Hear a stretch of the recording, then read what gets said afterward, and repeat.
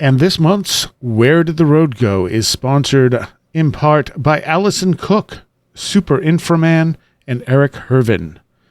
Thank you all so much for your support. And if you want to become a patron and help support Where Did the Road Go, you can do so at wheredidtheroadgo.com. It's only $3 a month. You get extra content all month. You can also support the show through donations off the website or pick up some merch. All available at www.wheredidtheroadgo.com. Transmission start. Welcome to Where Did the Road Go?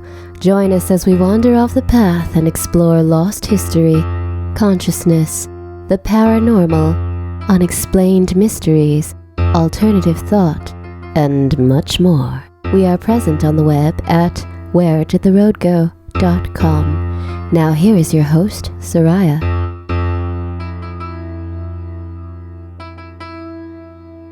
Welcome to this edition of Where Did the Road Go? And tonight I have with me Super Inframan. Hello, everybody. Sometimes known as Saxon. Yes. And Taylor. It's Taylor. Hey. It's Bell, right? That's your last name? Yes, it is. All right.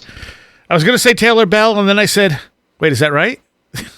That is right. And you know, someone was very offended, Saxon, when you said you didn't really know Saxon, the band. Really? Were they? Oh, I'm so sorry to hear that. They said they're just going to have to stop listening because of it, you know. After we talked about that, I really did feel bad. I'm like, man, I guess I'm just not cool anymore. So Don't worry, I'm also not familiar with the band. Yeah, well, you know, Taylor, you're way younger than their prime, which was like 1984. Oh, sure. Fair enough. And it's not like they were ever Iron Maiden or Judas Priest, where everyone knew who they were. Right.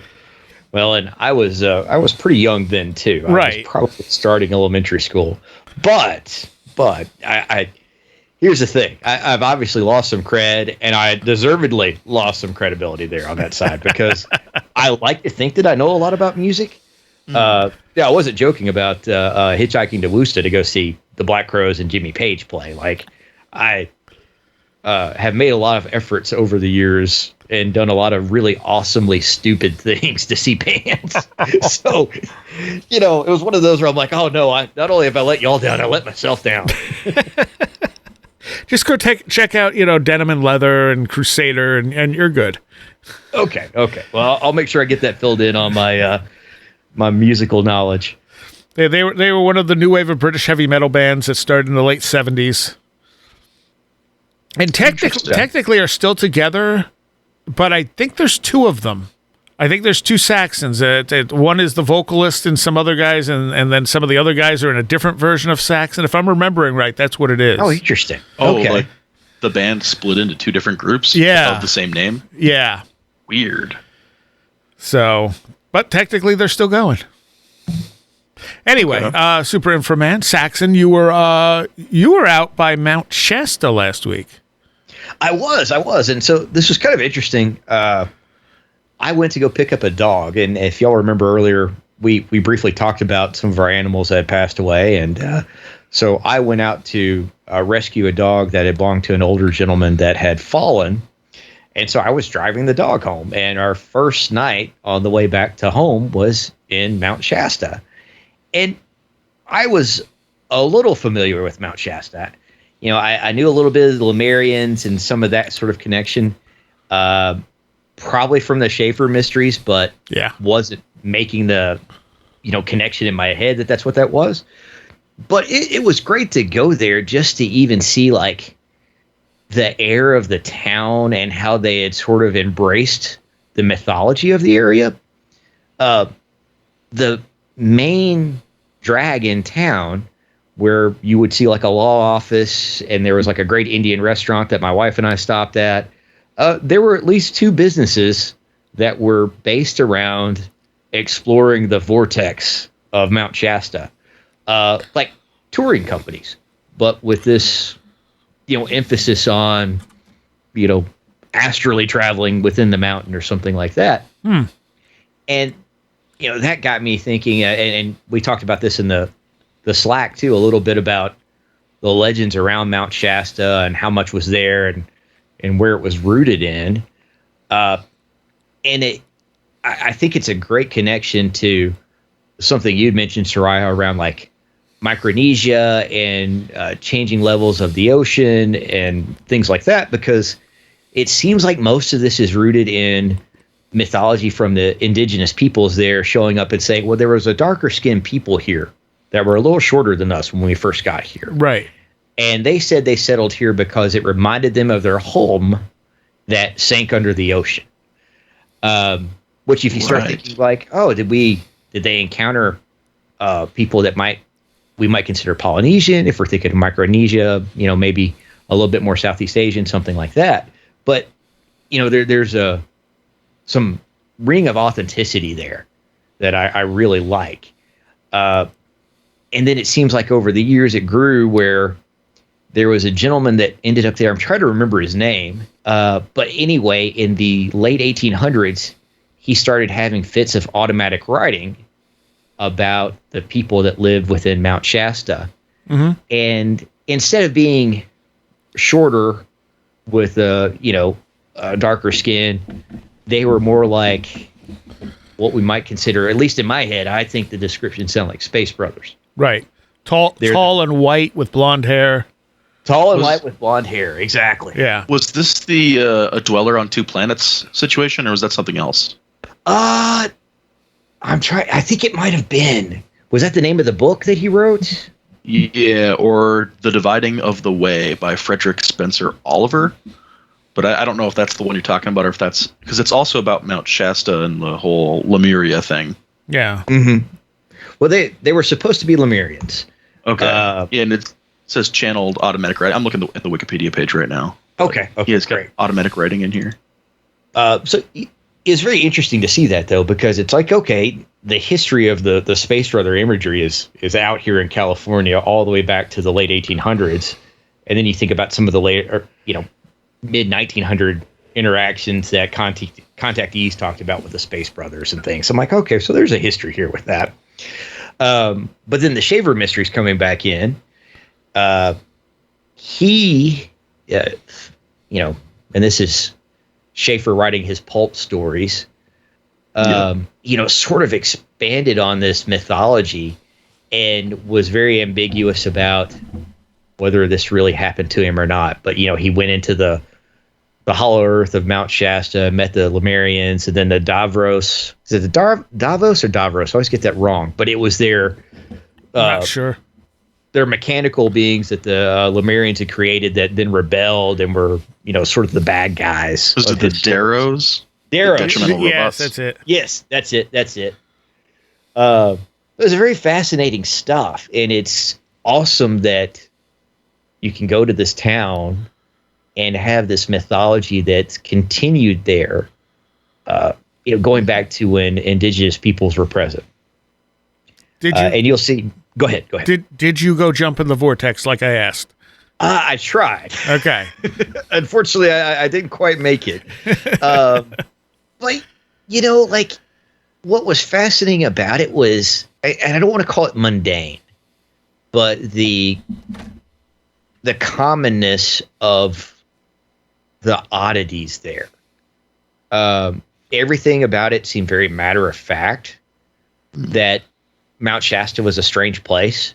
Yeah. And I had seen some old stories where like people were in trains going by and they would see the mountain glow, and the people on the train that were from the area would be like, oh, that's just the people on the mountain. And that attitude is still there. It's palpable within the town, just walking around. You're like, oh yeah. There seems to be this very familiar, like, yeah, it's just something that happens. It's cool. Yeah, it's just kind of part of the land or the folklore. Yeah, exactly. And I love the connections you can pull out of it, though, because you do have the island sinking. You've got even the later pulp connection in there, which I'm sure listeners that have heard me on the show, I always like to bring up Lovecraft and Howard and Doc Smith and these guys that all have used Lemuria and Atlantis as foundations for mythologies in their stories. Mm-hmm. And then to see that, Schaefer really expanded on that. So in my head, I always wonder if some of that was tapping into whatever that creative force is out there that, I don't know if you would call it channeled maybe, but something like, lost memories that you can get into if you're in a creative state or something. So this is from the Atlas Obscura. Okay. There's a well-known legend that says somewhere deep beneath Northern California's 14,179-foot tall Mount Shasta is a complex of tunnels and a hidden city called Telos, the ancient city of light for the Lemurians. They were the residents of the mythical lost continent of Lemuria, which met its demise under the waves of the Pacific, or the Indian Ocean, depending on who you ask, thousands of years ago. Lemurians believed to have survived the catastrophe are said to have settled in Telos, and over the years their offspring have been sporadically reported wandering around the area, 7 foot tall with long, flowy hair, often clad in sandals and white robes. God, that's Lovecraftian if I've ever heard something. Is it not? Yeah. That's so weird. Well, and what I love in the Slack when you mentioned the RPG that's got the Lovecraft basis too, and you'd said it just outside of Mount Shasta, I was like, was that intentional? Because that's a genius idea. It was kind of intentional. Yeah, so I'm running a game of Delta Green right now for my family, and we're playing in Black Butte, California, which is basically right next to Mount Shasta. You can actually kind of see it from Mount Shasta. And yeah, I chose that area because of the spiritual significance, of Mount Shasta, of that mountain and that sort of range. But I don't personally know much about that area, so I kind of made up all my own stuff. It's not super pertinent to like the actual folklore or these books or these legends. Right. But it's really interesting to hear how much there's sort of that gravity there for for stories, I guess. What is it about these mountains, let alone mountains in general? Why do these monuments sort of pick up so much in terms of folklore and spirit? There's some other interesting stuff here. Lemurians aren't the only unusual features said to inhabit this standalone stratovolcano, easily seen from Interstate 5 and about 60 miles south of the Oregon border. Mount Shasta is believed to be the home base for the lizard people, reptilian humanoids that also reside underground. The mountain is a hotbed of UFO sightings, one of the most recent of which occurred in February 2020. It was a saucer-shaped lenticular cloud. In fact, the mountain is associated with so many otherworldly, paranormal, and mythical beings, in addition to long-established Native American traditions, that it's almost like a who's who of metaphysics. It has attracted a legion of followers over the years, including the poet of the Sierras, Joaquin Miller, and Joaquin. That makes way more sense than what I was saying. Joaquin Miller and naturalist John Muir, as well as fringe religious organizations such as the Ascended Masters, who believe that they are enlightened beings existing in higher dimensions. What is it about this mountain in particular that inspires so much belief? There's a lot about Mount Shasta and volcanoes in general that are difficult to explain, says Andrew Calvert, scientist in charge at the California Volcano Observatory. And when you're having difficulty explaining something, you try and understand it. Calvert has studied Shasta's eruptive history since 2001. It's such a complicated and rich history, he says, and Shasta itself is visually powerful. These qualities build on each other to make it a profound place for a lot of people, geologists, spirituality speakers, even San Francisco tech folks, and hunters and gatherers from 10,000 years ago. It's one that can have a really strong effect on your psyche. Mm-hmm. I should mention that the Atlas Obscura is very materialistic in their explanations of things. Oh, sure. Okay. So they're not going to look at, hence the lenticular cloud thing being a throwaway for a UFO sighting. Right. Well, Saxon, did this have a major impact on your psyche? It did not have a major impact on my psyche, but I was never felt like I was in like, the honest or something spectacular, but that sort of like everydayness of the weird, if you want to put it that way, was there. And that was what was fascinating to me about it was it was very accepted and just seemed to be part of the area. Okay. And I honestly, like, going into the area, having a little knowledge of it, certainly done more research since I've been there now. I was hoping for it to be a little odd, a little weird. Oh, yeah. And, so it didn't hit me as anything bizarre, though. It just felt very natural there. So the one other segment here that's interesting, he says the Mount Shasta spiritual legacy goes far deeper than contemporary myths and sightings. For Native Americans in particular, the mountain is a sacred place, straddling the territories of the Shasta, Wintu, Akuami, Atsujewi, and Modoc tribes. I probably massacred those two in the middle, which can date their lineages back to a time when eruptions took place there. Its last eruption, says Calvert, was over 3,000 years ago. Shasta is where Gamakump, the creator, resided, and the original bones of the Modoc people are placed, says Taylor Tupper, a Modoc Indian of the Klamath tribes, raised in the Klamath Basin just north of Shasta. I always bring offerings such as water or tobacco when I visit, she says, because I never want to come to the mountain a bad way. But Tupper knows that there's more to Shasta than even that. We'd be silly to think we're the only ones here in this vast universe, she says, pointing out that the volcano is also home to Mata Kagmi, the Modoc word for Bigfoot, which are known as keepers of the woods. Bigfoot have been in existence as long as our people have, says Tupper. I haven't seen them myself, but maybe I wasn't chosen to see them. I have different gifts. So here's something I would throw out there, too.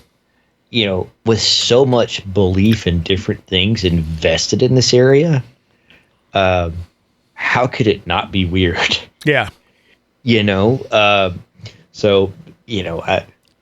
my mind, the lizard people don't live in Mount Shasta, but when you have so many different aspects of the paranormal, the weird, all of this, all converging there, yep. And the history of people, attributing that, going to this place to experience it, being aware of it, like, I bet you could have some very, very strange experiences if you went and camped on that mountain. And oh yeah, definitely. Also keep in mind, it's a volcano, which means it's on a fault line. Vibration. Yeah, so you're and it's it's California area, yeah. So it's a major, probably a fairly major fault line if it's a big volcano. So you're getting energy from the fault line as well that could be affecting you. That's a very good point. Wow. It's so interesting how all those things tend to converge. Yes. Mm-hmm. No wonder it gets called a vortex. I mean, and the fact that it is kind of just this singular mountain there, right?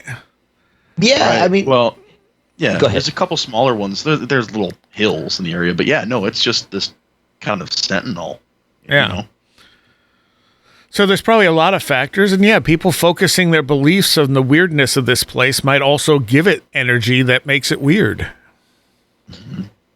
Yeah, absolutely. It is a place where I would like to go back and, maybe hang out for 3 days.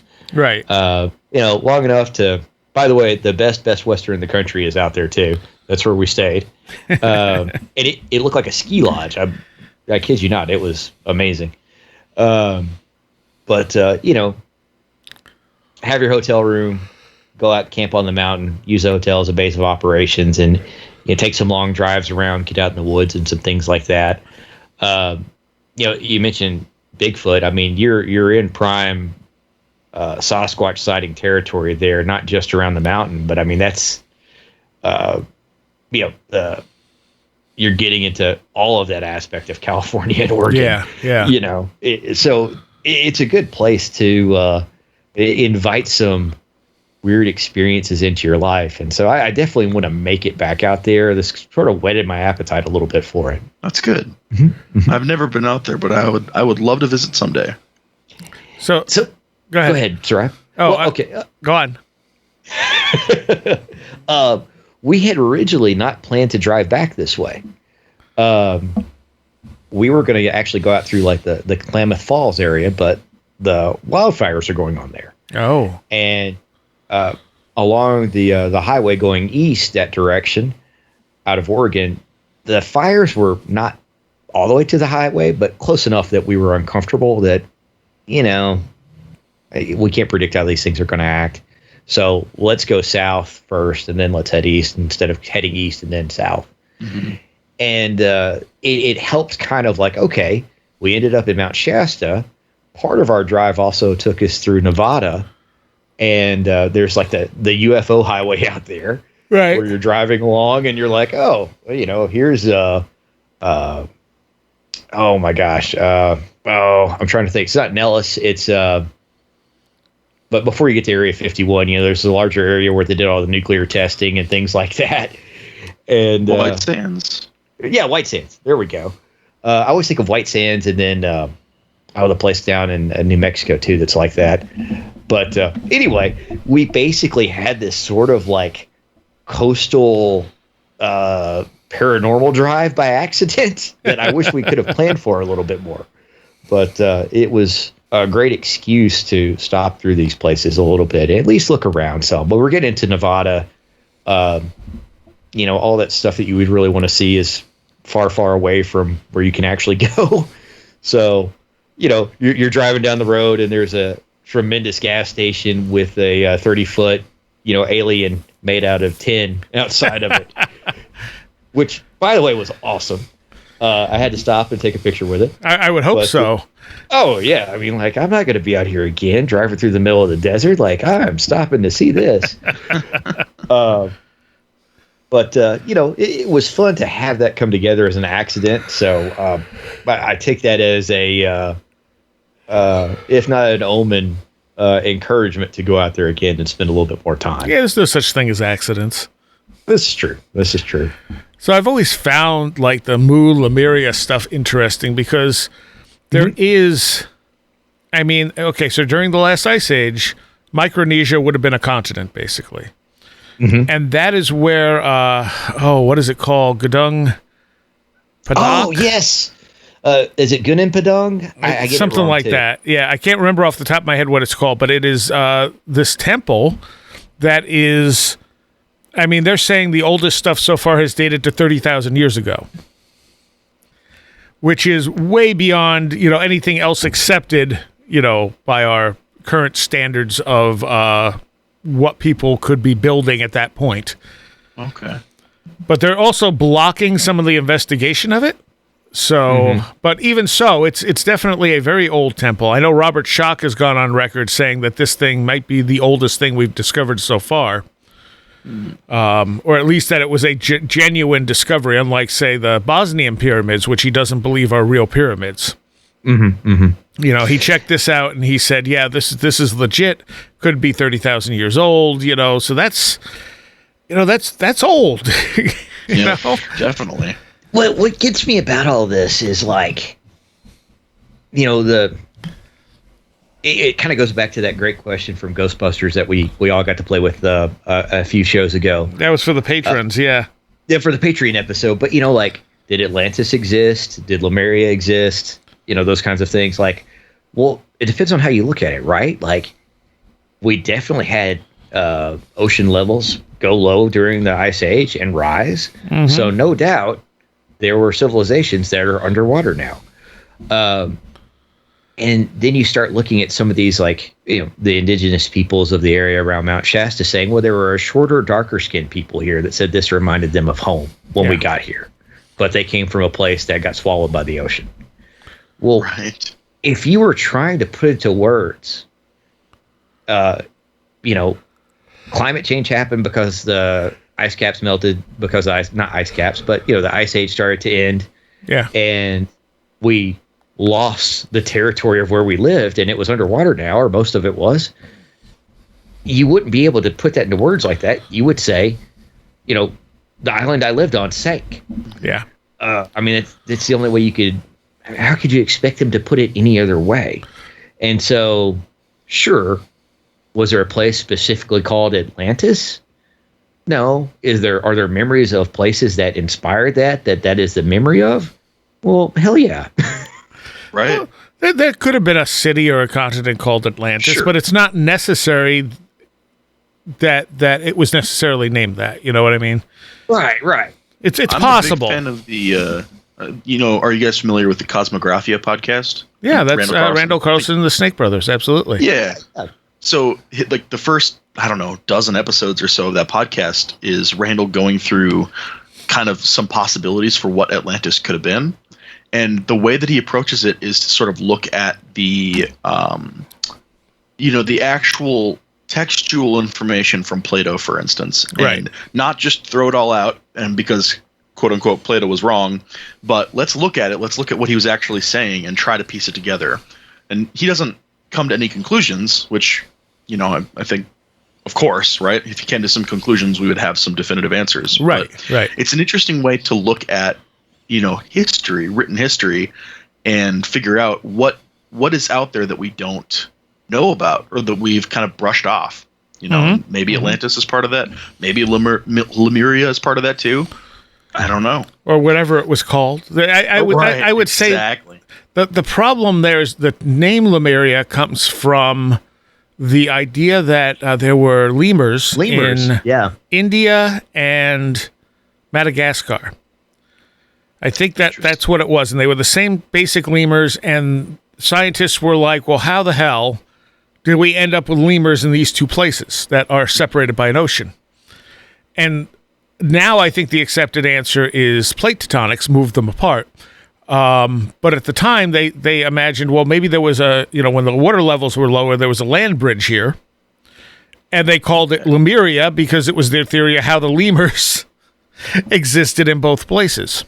That's actually really interesting. So the name Lemuria really doesn't mean anything because it was literally invented to explain the land bridge theory. It's just been tagged onto the lost civilization of the Pacific.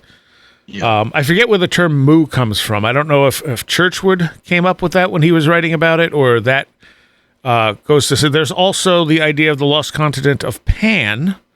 Pan, that's right. And that is in the Osempe. Oh, I can never remember how to pronounce that book. It's a channeled writing from the late 1800s. Mm-hmm. And I had a woman on about it, but she really wasn't that good. I expected it to be like a 2-part interview, and she was really not all that forthcoming with information. I think I did more talking than she did about her book. Mm. The book was good. Lost Continent of Pan. That was an excellent book, but the interview was kind of a flop, honestly. Mm-hmm. But again, you're looking at this idea of an island in the Pacific, and it's not that far-fetched. No. Robert Schoch, in investigating Easter Island, has said that they have found under the ocean places where they have dug out these heads. So it implies that this was a much bigger island at one point. Right. Oh, that's fascinating. It makes sense.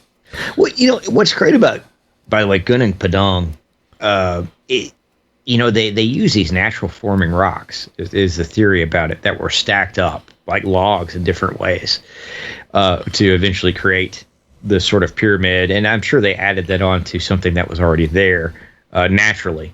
But there's a lot of believability, I think, in the sense of this was not a hard thing to do in a certain sense in terms of like technology or anything like that. It's like, okay, we're going to take this natural feature. There's a cave inside of it. We're going to use these naturally occurring stones. I believe they're volcanic, the way they come out shaped. But, they're sort of have an octagonal cross section. And so they would stack them on top of each other in different rows and things like that to come up with the pyramid. And, if you asked me if someone could do that 30,000 years ago, I'd be like, well, sure. It's just stacking rocks. This is not, did we have giant beasts of burden to pull stones in or something like that? This is all very feasible in my mind.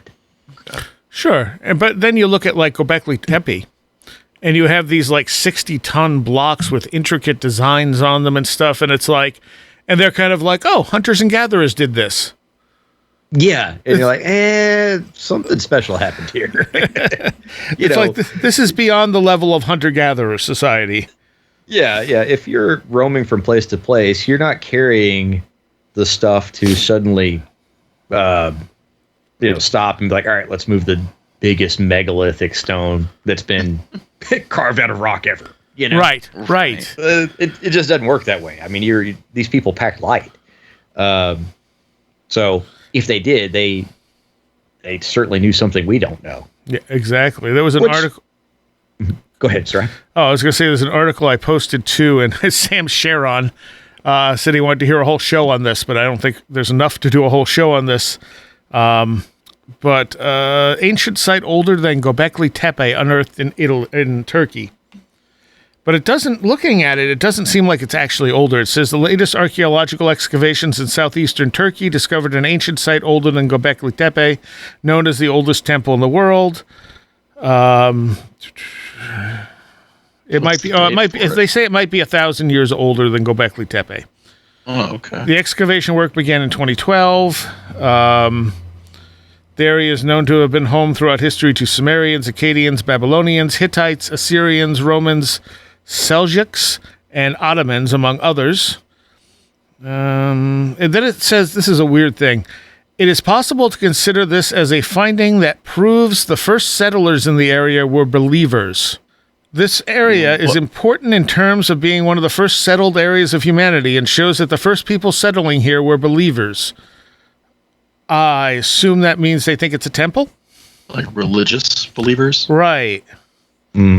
Several special structures, which we can call temples and special buildings, were unearthed in the sediment, in addition to many houses and dwellings.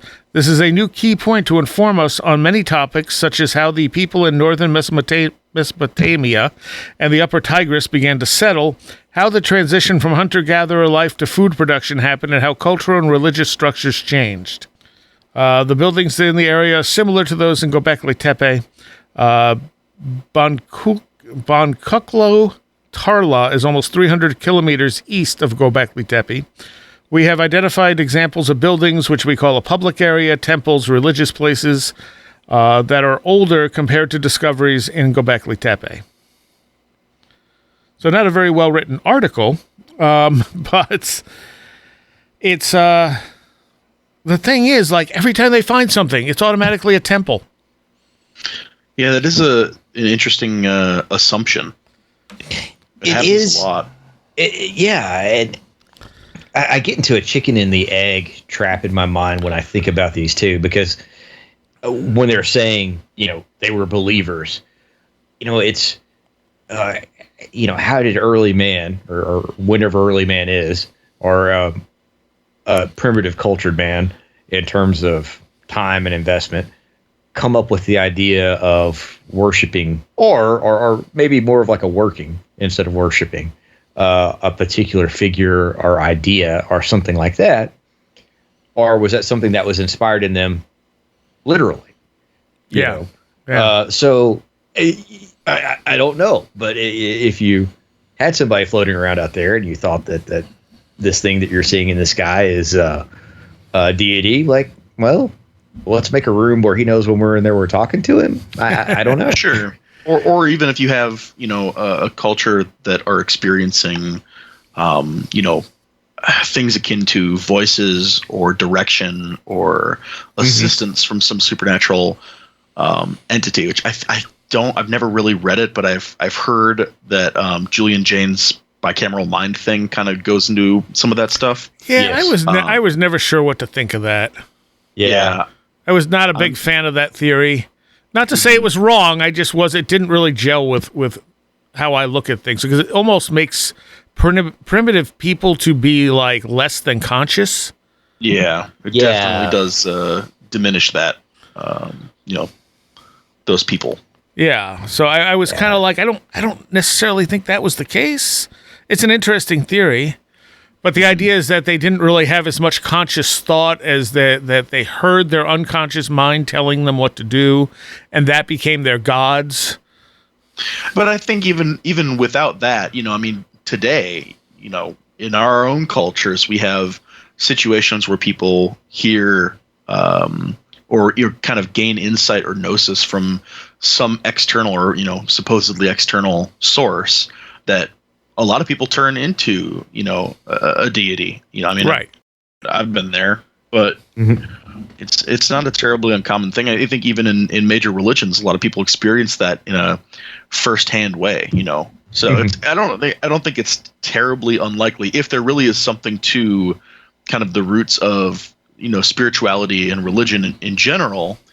I don't think it's terribly unlikely that people a long time ago would have had those experiences as well.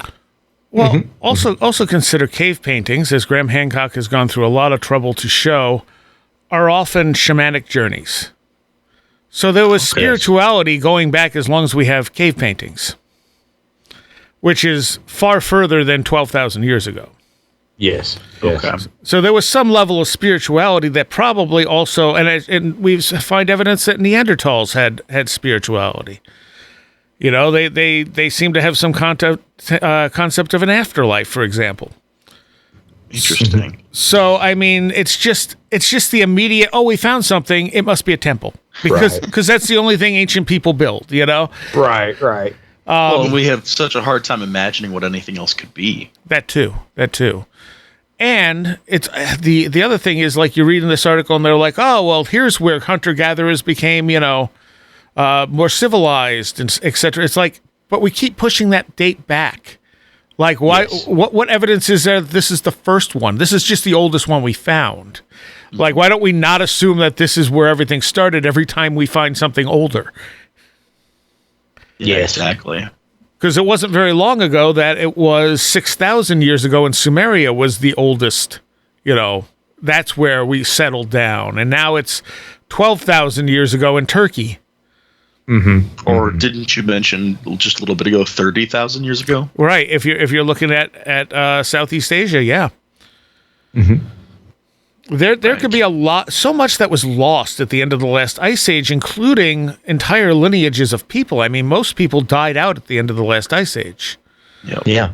I mean, that was a horrendous period to live through. The last, you know, the thousands of years after that as well, of just periodic earthquakes, volcanic activity, etc., from the meltdown of these ice caps.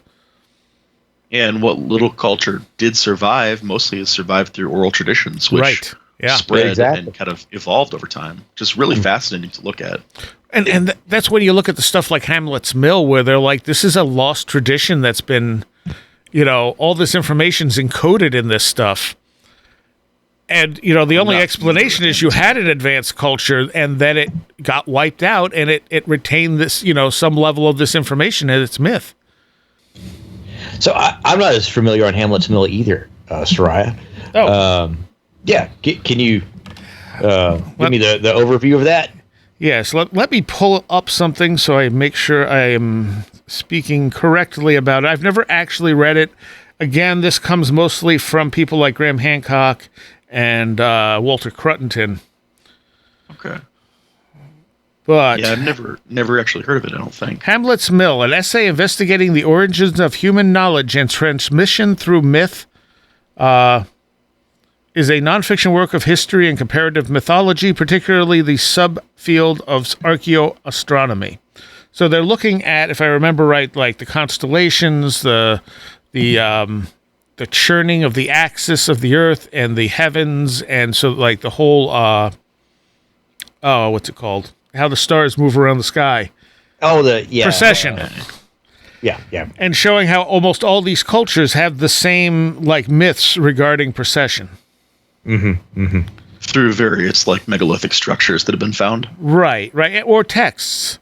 Oh, okay, interesting. It is mostly about the claim of a megalithic era of discovery of axial precession and the encoding of the knowledge in mythology. So looks like Stonehenge is involved in some way too. Probably. The main argument of the book may be summarized as the claim of early Neolithic discovery of the precession of the equinoxes, usually attributed to Hipparchus, 2nd century BCE, and an associated very long-lived megalithic civilization of unsuspected sophistication that was particularly preoccupied with astronomical observation. The knowledge of this civilization about precession and the associated astrological ages would have been encoded in mythology, typically in the form of story relating to a millstone and a young protagonist, the Hamlet's Mill, of the book's title. And the authors indeed claim that mythology is primarily to be interpreted as in terms of archaeoastronomy. And they mock alternative interpretations of fertility or agriculture. This is also on Wikipedia, so of course it's looking down on them for being, not following the typical accepted history at this point. So I've got to say too that this is the stuff that frustrates me the most because, human beings were just as complex as we are now. Right. So, you're living in a world where there are less things going on and you're trying to figure out how to map seasons, things like that, all these things to survive. You're going to notice the stars changing. And that's going to get passed down to the next generation, and they're going to know something else, and they're going to make it a little bit more sophisticated in their observations of it. This is not something that should be looked down on in my mind, and it goes back to your earlier thing too of, well, it can't be this. That's the typical reaction of mainstream science or whatever you want to call it, where they immediately rule out something, or they say this is the oldest, or they couldn't have possibly have done this. And it just seems so arrogant to me. Yeah. Yeah. Well, the thing about precession is it's not easy to detect. That's true. It's going to take some level of organization to notice precession. And if all these myths are similar, and they are, that's the interesting thing about it, it means that there was a bigger culture that then got splintered apart at some point, which the natural logic there would be at the end of the Ice Age. If it was even an Ice Age, this is the other thing. So if you're looking at something like a pole shift, which if you put the pole in the Hudson Bay, everywhere that was iced, where the ice sheets were in North America and Europe are now in the Arctic. And Siberia comes out of the Arctic. And during the last Ice Age, Siberia was temperate. Also, there was a big chunk of Antarctica that was totally ice-free during the last Ice Age. And again, that also comes out of the Antarctic Circle when you move the pole. And so that's interesting. That's always been one of those things to me, like when I looked at that and actually took a globe and did it, that's a really simple explanation that kind of explains all of this. So we didn't actually have an Ice Age. It's that the pole shifted. And once the stuff was out of that particular region, it melted. Right. It would take something big to shift the pole. We don't know what the mechanism would have been. I mean, my favorite theory at this point was that it was Venus. Oh, interesting. Because I've heard speculation that that's sort of a regular or semi-regular process, though, too. Well, at least the pole's not necessarily shifting, but like flipping, right? Reversing. Oh, yeah. Yep. Magnetic reversal definitely is a thing.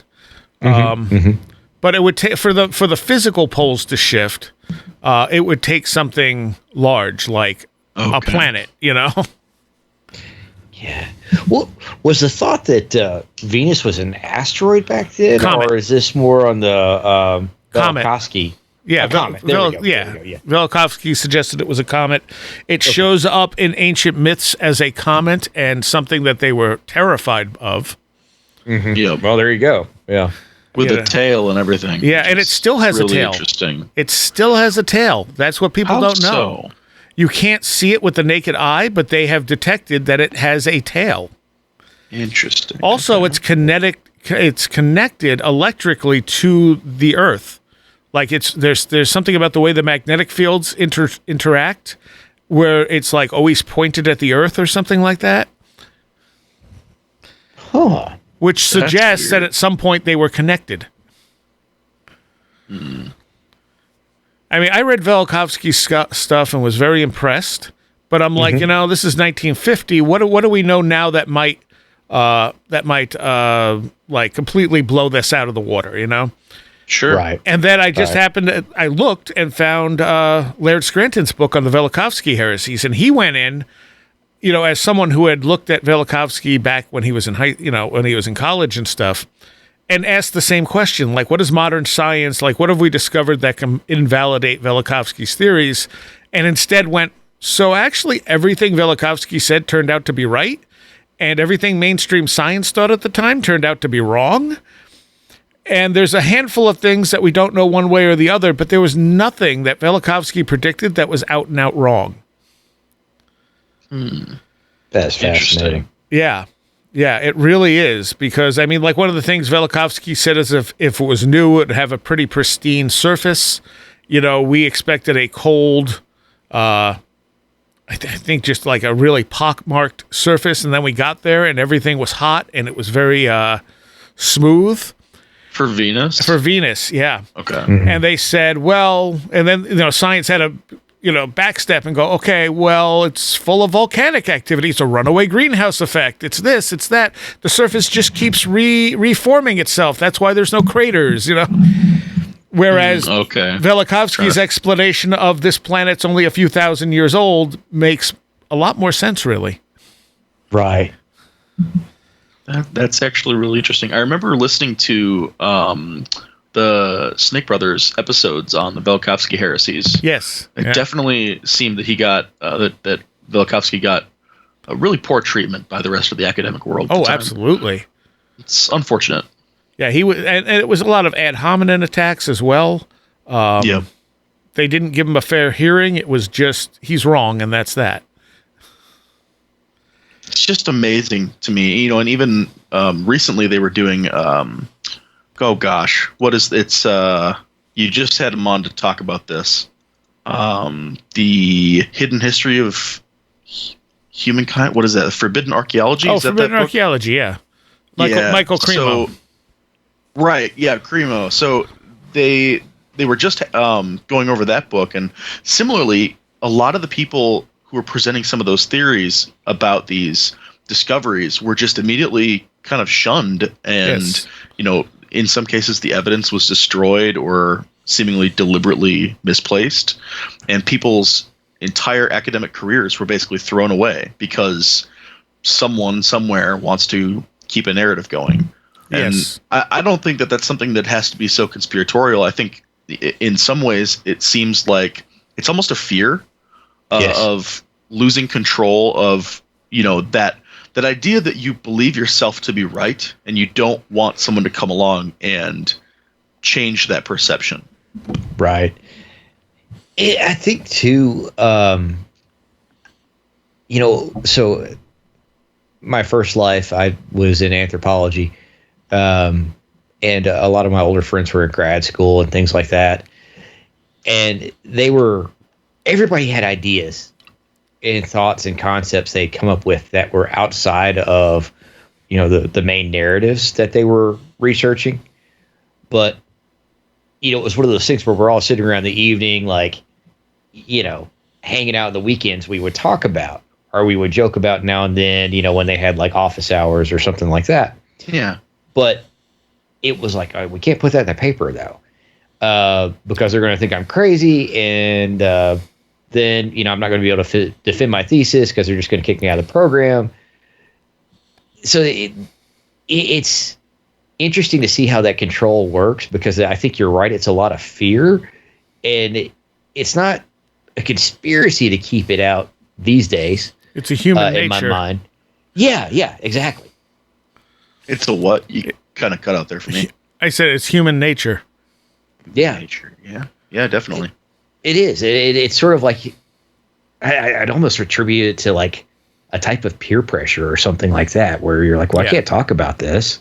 Oh yeah, for sure. You know, I'm paid for my degree, and if I get kicked out, I've wasted all this money. So, you know, well, that I'm already in debt. there is a lot to keeping the status quo the way it is, and a lot of that comes down to ego. You know, we believe this, and you know, as much as they're saying, well, this is science, in reality, a lot of it comes down to belief.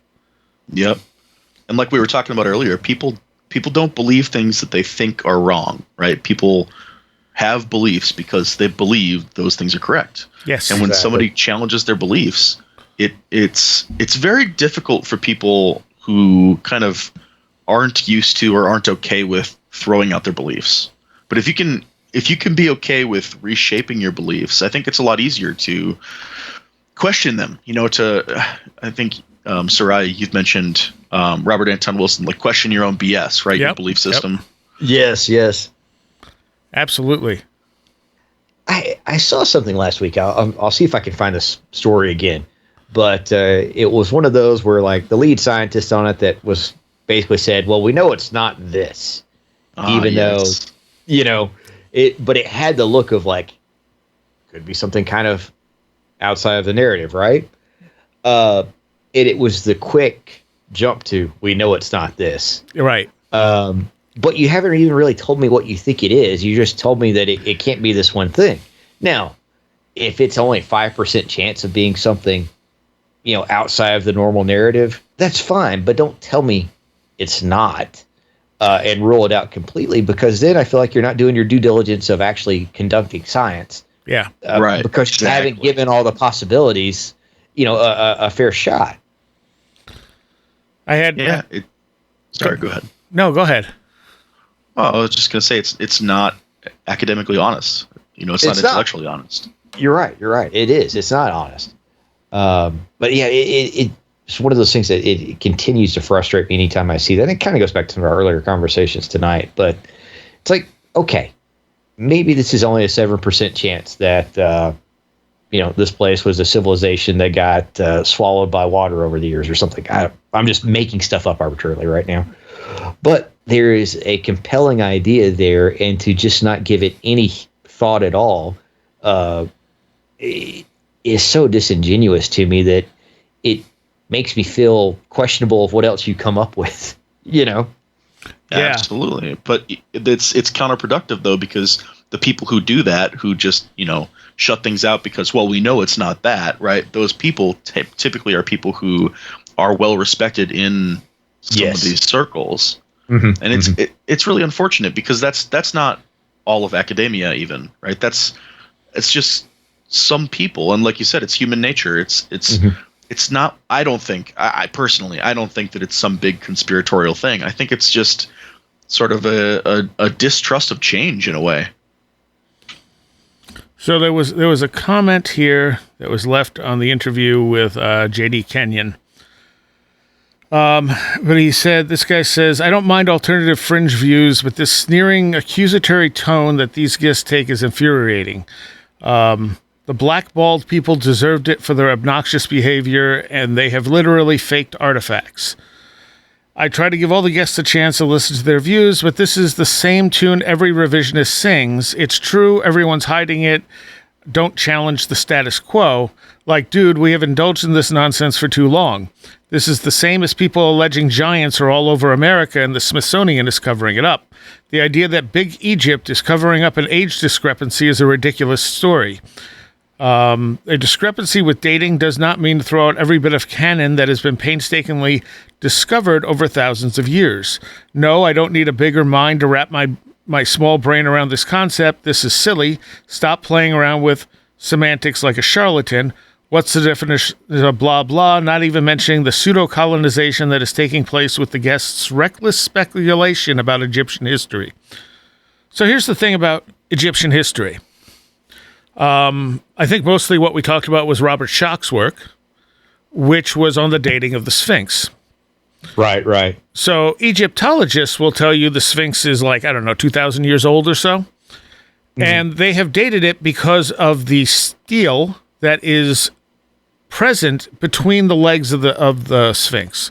So there's a stele there that says that it was reclaimed from the sands 2,000 years ago by whatever pharaoh. Because I think he had slept there next to the head of, this was the story if I remember right, he slept next to the head of the Sphinx. He had a dream where the Sphinx came to him and told him to unbury him. And then he unburied it and they put the stele there. So somehow Egyptologists have decided that's when it was built. Oh, God. Now, the weathering on the Sphinx, absolute hard data says this is rain erosion. Rain erosion for hundreds, if not thousands of years. Mm-hmm. And that place has been a desert going back quite a long way, which is why Schoch says it has, I think initially his conservative dating was at least 5,000 years. Now he says most likely 12,000 years. Partially because at 12,000 years ago, like 12,600 years ago, whatever, which correlates with the Egyptian Zep Tepi, first time, the Sphinx aligns perfectly with Leo on the horizon, and the three pyramids line up with Orion. Right. So that's interesting. But the thing is, here he's saying, well, you can't just throw out all these. You don't have to throw about all Egyptology. Some of it's certainly right, but they're missing the bigger picture, and they're not willing to. They're literally. Schoch told me he literally got spit on by Egyptologists who were, and like there's not a single geologist who disagreed with Schoch's work. It's not up to, it's not a open question where some people are like, well, maybe not. No, every single geologist who looked at that went, yep, he's right. Yeah. Yeah, so the two dates I'm seeing on the History Channel's website are that the kind of, what would you call it? The official story is somewhere between 2600 and about 2600 BCE. And then the rainfall erosion situation is possibly, they're putting 9,000 years ago, so 7,000 BC. But yeah, I don't know. I mean, this is the History Channel, so who knows? Yeah, right. Right. Well, for me, I take the mainstream narrative as a place to build from, take away from, or whatever. Like this is our median that we're starting with when we're trying to discern history. Mm-hmm. And it's like, okay, well, this is my starting point. There's no doubt that a lot of it's right, but a lot of it's also wrong. But a lot of it's also wrong, and to have it so, sacrosanct that we can't learn more or expand on it it goes back to what we were saying earlier about, it can't be this thing. It gets to that academic dishonesty that you pointed out, Taylor. Yeah, it's counterproductive. It is. And so, I don't know. I'm trying not to go too far off on this, but it really does frustrate me because, there are obviously lots of things that we have right about the complexity of human beings, but then you can also argue, like, have modern humans been around for 200,000 years? They've been around 500,000 years? Have they been around a much, much longer time? Well, right, yeah. We keep moving that date back. Yep. So it always seems to me that the best thing to do is to say, like, well, this is what we think right now. Yes. Or, yeah. And be willing to let that change when new information is presented. Right. Exactly. Right. Exactly. And that's the problem. It gets very dogmatic, and it doesn't allow for that new information. Like Schoch said that when he presented this information, he thought Egyptologists would be all excited. Like he gave them something new to look at, and instead they were all pissed at him. Yeah. Well, I will tell you this. When I was taking Egyptology, when I say I took Egyptology, I mean I took one Egyptology class. I'm not saying that I was studying Egyptology. My professor made a point about, and I don't want to say this about everybody that's an Egyptologist too, but she kind of made the illusion that any field that gives itself its own name, because it's archaeology. It's archaeology. Yeah. But if you're studying Egypt, you're an Egyptologist. Right. But if I studied, Aboriginals or indigenous persons of Australia, I wouldn't be an Aboriginalist. That kind of thing. Anthropologist. Yeah. You would just be an anthropologist. But it was this idea of like the ego that is inherent into that particular field, and also the lack of flexibility for that matter. And off air, we've had some other discussions about influences of people that occupied that land at different times remaining within Egyptology too, that have probably contributed to the lack of ability to look beyond what's already been established. Yeah. And that's the thing. Part of it comes down to this idea that, like, all right, if the Egyptian people didn't build the Sphinx and some other culture prior to them did, that's something of national heritage. That's a piece of pride. And what does that mean for that pride if if evidence comes out that it wasn't the historical Egyptians who did it? Exactly. And that doesn't mean that white Europeans did it. Like this is not aliens. Or aliens or anything like that. It may have been a different culture who also existed in Egypt at the time. I mean, the thing Shock was asked is, well, where's the culture that could have built this? And now, of course, we have Göbekli Tepe and all this other stuff that regionally isn't that far away from Egypt. So, I mean, that stuff is coming to light. But Egyptology, it's not. And this guy said, it's not some big conspiracy of big Egypt to hide this stuff, but it's not a matter of big Egypt. It's a matter of dogma and not being willing to accept the hard data because it and I think Graham quotes one of the Egyptologists saying, look, your facts disagree with our theories, so your facts must be wrong. Right. It's not a conspiracy. It's human nature. It's how these things work. Yeah, and you're stepping on people's toes. No matter what you're doing, that you're bringing up facts that are going to change the narrative, right? You're stepping on people's toes, and that hurts feelings, and that causes people to lash out. Like I can never pronounce his name, Zahi Hawass. You got it. How he responded to, I think it was Graham. I was some interview that I was listening to where he was just vitriolic and bitter. Oh yeah, it's like that's not how you have an academic discussion. Well, he doesn't consider Graham to be an academic. Of course, Graham doesn't consider himself to be an academic, so that's fair. By the way, real quick, go ahead, Tim. Just before I forget, the History Channel's website next to their logo says #1 factual entertainment brand. And tiny little letters based on the 2021 Harris Poll Equitrend Equity Score. So just wanted to share that. Which technically is propaganda to mean they polled people and thought, how accurate do you think the History Channel is? And they went, oh, pretty accurate. Pretty accurate. Yeah, probably. Oh my gosh. I love that. And to address the other part of that comment about the giants in the Smithsonian, there are totally frauds out there and people who have faked stuff and faked artifacts. There's absolutely no doubt about that. That has been happening throughout, modern history.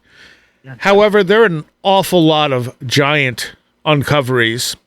Abraham Lincoln even mentions them in one of his speeches. Yeah. And they were Chilean giants. I mean, that's a thing. Chilean giants, right? Giants in Chile. Right? Yeah. There and Columbus mentioned seeing giants. On Easter Island, they mentioned seeing giants. There are giant skeletons that have been discovered in the Midwest of giant red-haired giants. So there's something to the giant thing. And as far as the Smithsonian covering it up, if you try to get access there, it's in the records of the Smithsonian. They'll say, okay, yeah, this skull is here. But if you try to get access to it, they're like, well, that's inaccessible. We can't get to that. Interesting. The other thing, I'd like to see that. There's also, I forget the guy who wrote the book on giants, but he said that there was a document that they were able to uncover that basically said the Smithsonian's position on giants was that they did not exist because they were afraid of that it would hurt Darwinism and that it would actually support some of the events in the Bible. So they had to take a very hard... There's more fear for you. Right. And you're talking, too, about late 1800s and early 1900s where science was still not... It was a fledgling thing compared to the church, which had run everything for thousands of years. Right. And the fear had always been that if science confirms stuff in the Bible, the Bible thumpers will be like, well, look, you don't need science. We told you it was all true, and science has now proved it. Yeah. And that's not the case. That's not the point, right? Right. Like that, saying something, right? Anything, one thing or whatever in the Bible is true is not proving the entire narrative that that religion is peddling for. But again, years. That's propaganda. That's how propaganda works, Yeah. Look, we proved there were giants. That means the Bible is true, you know. And I'm sure there's plenty of stuff that's factually true in the Bible. We've discovered it over the years. Is it a perfect historical document? Absolutely not, because it's also been changed plenty of times over the years. But that doesn't mean you throw the whole thing out, just like you don't throw all of Egyptology out just because Shock has a different date on the Sphinx. Yeah. You know, and if you have a place like that where you've got water next to you and you also get there and there's a nice statue there, like, yeah, we'll just add around this. This is great. I mean, that is pretty normal, actually, historically. And heritage-wise, I mean, it's all human heritage. Yep. So someone... at the end of the day. Yeah, someone in the past did some pretty damn amazing stuff. No matter what their exact lineage is, they were humans.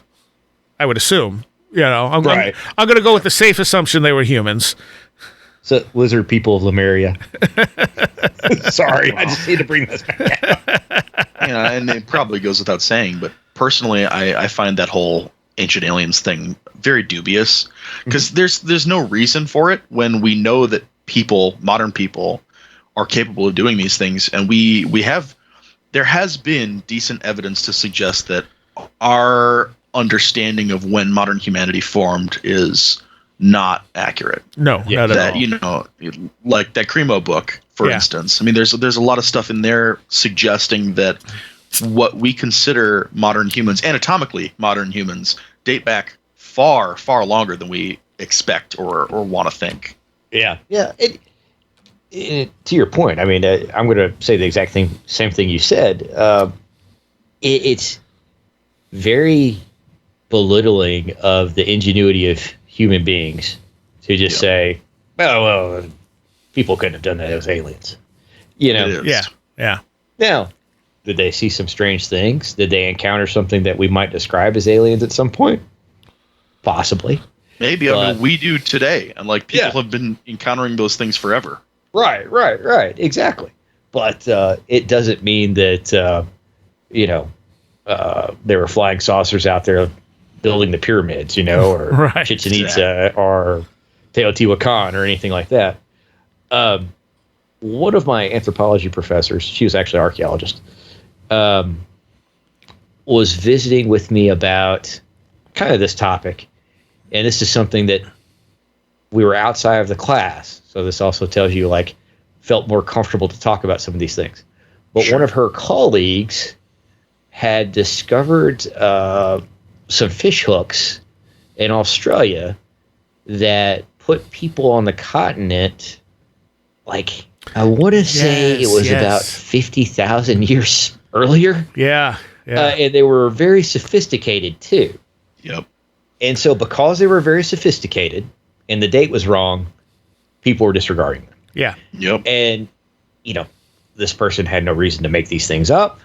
They weren't trying to say anything crazy like, you know, aliens did this. These are alien fish hooks. You know, nothing ridiculous like that. It's just like, hey, these are here. They look like they're pretty old and they're complex.